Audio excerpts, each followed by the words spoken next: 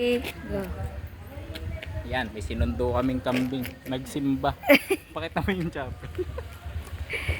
Nagsimba, si Kohei.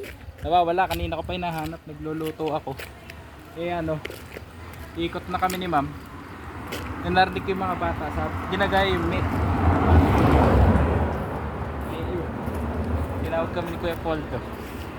Ayan, sinundo namin si Kohei. Nandun sa ano, nasan daw? Sa altar. Sa altar, oo. Sa altar. Natatawa yung mga choir. Hindi makapokus ang choir natin. May isang choir na Kasi nadagdag. may yan, siguro doon siya pumunta dahil maliwanag. Nakalusot kasi sa pinto ng bulatihan. Kaya ayan. Ngayon, ibabalik na namin sa kulungan. Buti nga hindi naipit. Oh, nandito siya siguro sa kalsada dumaan. Salamat po. Thank you po sa mga nakakita. Ayan, kabalitaan ka ngayon. Ayan.